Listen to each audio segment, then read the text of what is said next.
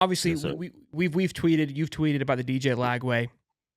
We saw what he did on Saturday. And look, I've always talked to you because you played in that Leak and Tebow-esque era. I Mhm. think Leak brought a way different impact to the game than what Mertz has shown us Yeah. thus far. I mean, Leak threw a ball better than anybody. I believe he holds the record for most passing yards in college in Florida Gator history, even still, Mhm. um, for all time. So Correct. that's a big difference there. But what is your takeaway, man? I mean, does he It start? Or if he doesn't start, are you okay with that? I mean, give us your perspective on it. uh, I'm glad. Well, I would love to be making the money to make these decisions, but I don't get paid the type of money they do to make these decisions, and this one is a tough one for the coach. You got a veteran, in Mertz, who had a great year, by all accounts last year. Not a year we were expecting. No one expected him to have the year he had, and so you think about that coming into this year, and you're like, okay, I got a veteran, year 2 in the system. Everything should be great. And, Miami was a tough challenge. First opponent coming out the gate. Offenses always start off kind of slow. So you got to kind of give Mertz that little bit of leeway. But he got hurt. And then you get Lagway, who everybody been raving about, and he comes in and he lights it up, man. Like I haven't seen before by a true freshman, because we haven't. He had the most yards by a true freshman ever, at the quarterback position. And it was amazing to see. Just dynamics that he brings to the game, just his ability to run the ball if he takes off with it. So that changes everything as a defensive coordinator when you're trying to prepare for them. And as a player, it changes the way you rush and stuff like that, from a defensive line perspective. So I like having Lagway, um, as a quarterback, as a starter. He's still young. We're about to get into the meat of our schedule, playing SEC competition and stuff like that. So you're kind of cautious right there. But every traditional method that we've tried so far that I believe would happen has been wrong. So for me, I'd rather try something unconventional right now and start him, um, and see what he has. I know people say, "Oh, we played Sanford," but even to me, if Mertz was have started against Sanford, he doesn't throw for that many yards. The game is managed a little bit different, and any other starting quarterback around the league probably doesn't do what he did. Not saying they couldn't, but he had a phenomenal game in the way he throw the ball, the touch on the ball, the accuracy. It was fantastic, and that's hard to deny. And I would like to ride the wave and ride him into the game, but I don't put it past our coach. He's evaluated guys, and so I don't put it past that we start Mertz. Um, and like you said, I listened to the show a little bit earlier. If things get rocky, you're so comfortable to bring Lagway in. You know what I mean? To give us that much of a comfort level. And for me, if we do start Mertz, whatever packages we had for Lagway, we see them a lot sooner, and the packages have now expanded. So that's a great thing for me, and we can kind of work the system. I wouldn't be mad. Mertz is a senior. Things happen, you get hurt. And I wouldn't want to see his senior year in a bad way, or just in with him sitting down just like that. So I think we try to do right by him, but the leash is short. It's very short. It's Look, I very think we short, should be and excited that way because look, role should be increased a lot. and if Mertz comes in and handles business, here's the pro. Mertz gets it figured out, and we still have DJ Lagway coming in for Oh packages my and god! as a backup, right? That's where I think if I want to be optimistic about this, which I usually like to play that side, like that is the pro of like, look, there is no negative of Right. not starting DJ Lagway. And I talked about it in the last show, and I'm going to continue to emphasize the DJ's faith. Look, I know Mhm. I don't think you don't find it cheesy. I know, and I don't find it cheesy, but some may find like Not at this all. is cheesy. But my reason I keep bringing that up is like it's the mindset of this young man. And look, going back to Tebow, there that just undeniable faith. Like we all have faith, but there's levels to it. Okay, and there's Yeah. just you see it. You saw it in Tebow, and you see it in DJ Mhm. Lagway. To For where sure. and I said this on Sunday's show, the more pressure, which we consider pressure, right? If you have that faith, you realize there is no such thing as pressure because God took all that pressure off when he Yeah. died on the cross It's for us, and opportunity. that's their mindset. Yeah. true to their core. And so for me, that's where it's like, oh, he's gonna get overwhelmed. He's gonna get this and that.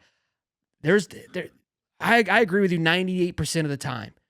But when you've got someone like a DJ Lagway, they're an anomaly where the more pressure you put on them, which we call pressure, they're going to shrine because they're going to get closer to their faith, they're going to get closer to God, and it's just going to allow them Right. to be themselves. And that's a dangerous place to be from the opposite side of the football field. So I keep bringing it up because it's something very powerful. Like, and I've told you the story that I had him, Yeah. interviewing with him. So it's it's a great, they say when you don't know, it's a great opportunity for God to show up. So, you know what I mean? I like him being out there. He does well under pressure. He's a gamer and he got them pads on, you know what I mean? He's a big kid and he's fast. So, anytime you got that, and he can throw the ball. We're not just harping on the run. The man threw the ball. It wasn't like he just ran out there for 200 something yards and had a couple plays here and there. He threw the hell out the ball, man. He And had that's what pocket you want to presence. see. He was And look, here's a funny thing. They talked about. I don't know if you saw the first half of the show, but I was talking about he compared the template to Levi Lewis, which is his quarterback in Louisiana. And Mhm. they kind of asked, like, hey, what are they going to be your packages? And he's like, well, we don't want to, release the blueprint out to the streets. I'm like, Billy, the Miami coach told us what you were running the first 5 plays of the game. Everybody has the blueprint, all right? And Yeah, you're not giving any secrets away. I promise you. I thought that was pretty funny. But for sure. Yeah. Even when I watched the game, some plays if you see my cast, I knew what was going to happen. But when you can know what's going to happen and still can't stop it, that's the greatest feeling ever. And I hope we can continue to do some of that. But that calls for high level execution, high level coaching. And DJ just gives us that extra wrinkle when things break down. He can do something, and that's what I like. So I brought some film this time, Mr. Stephen Harris. Okay. Hey, Well, it's just clips, it's pictures. This is from Gator Nation Football Podcast. This guy does a phenomenal job breaking down He the does. offense and the defense. If you're a football nut, you will enjoy Yeah. this. It just gives you a different perspective. And I want to preface this before we dive in. I just have snippets. I didn't want to clip the whole thing. I don't know what's allowed and not allowed, but it's football season, which means it's time for you to start winning with your favorite players on and off the field. And with PrizePicks, you can do that. All you do is pick more or less on 2 to 6 player stat projections and watch the winnings roll in. And what's special about this time of year right now is that one Caleb Williams passing yard gets you 1 win on PrizePicks every week in September. That's right, only 1 yard gets you an automatic win every football weekend in September 4. 4 weeks of free W's. Don't miss this deal on PrizePicks because it's gone when September ends. So you select Caleb Williams to have more than 0.5 passing yards. Gotta get 1 and you have a W. We're already halfway there. Now, some of you only need to pick 2, but I want to go 4 because when you can now win up to 100 times your money on PrizePicks with as little as 4 correct picks. So Caleb Williams is going to be my first selection to have more than 0.5 passing yards, then Travis Hunter to have more than 79.5 yards, and then more of Jackson Arnold to have 265 point yards, more than that in this week coming up. Big time weekend for football. Be sure to download the PrizePick app today and use the code Hightop and get $50 instantly when you play $5. That's code Hightop on PrizePicks to get $50 instantly when you play $5. You don't even need to win. Receive $50. It's guaranteed. PrizePicks, run your game. Now back to the show. He talks about how he judges the film. So he judges it from an NFL mindset and the perfect mindset. Like when you're going through a read or through a progression, what is the perfect way to do this? Not necessarily Right. what happens in a game, but what is supposed to, when you coach this is how it's coached, this is how it should be executed, this is why we run this play, is so it goes to this receiver, right? So Mhm. he's breaking this down, and he even admits, he goes, look, DJ does not do the right read. And so when I first heard that, I go, okay, this is where I think we're probably Napier saying like, hey, he's not, this is where people can argue he's not ready. But I'm gonna counter that because that's what I do here, boys. This is the play. So we've got Aiden Mizell. This is Aiden Mizell's touchdown, by the way, at the top of the top of the key, the top of the map.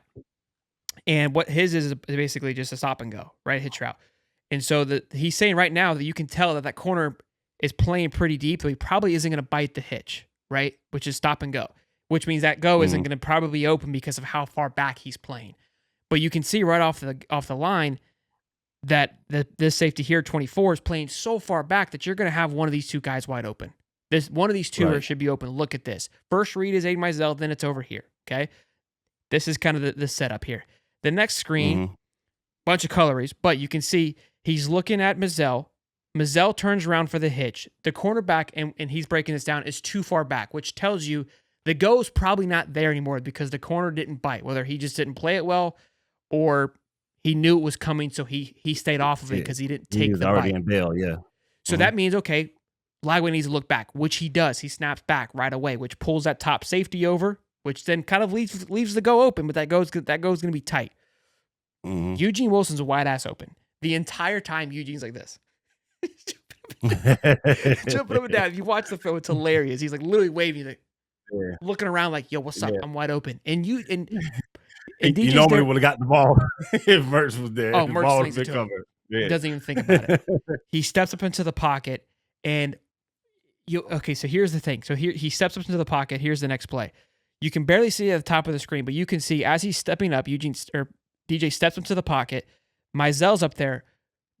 The cornerback's on him, but DJ's like, I know Mizell, the fastest kid alive.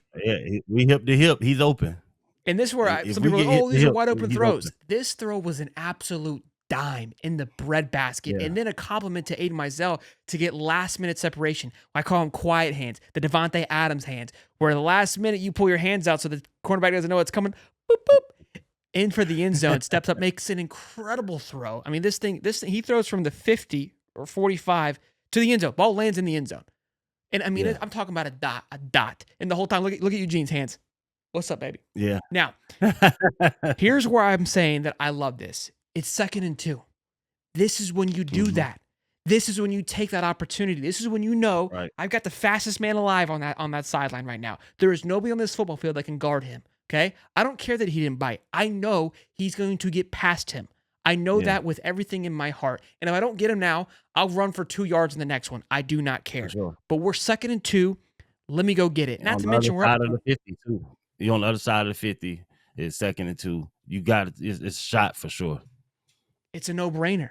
And that's where, for me, that's the gamer, right? This is what I talk about with Graham Mertz being that Indian-esque mindset where he's going to follow the rules, which I love. I think that's important too. You need to have a nice dosage of it. But we've been lulled to sleep by guys following the rules. Okay, I need a little swagger on the football field, baby. That's what DJ Lagway brings to the table. Yeah, because even if you take the check down, he gets it. Say he gets out of bounds right here, you almost kill now your shot plays, your deep shots. Like you can't come back. You get into that weird area. It's too tight now. So the best time to do it is right where we're at. For him to take that shot. Now, of course, he's wide open, but you get a man hip to hip. He could tell with the coverage that he had that man open. That's why he didn't come off of it.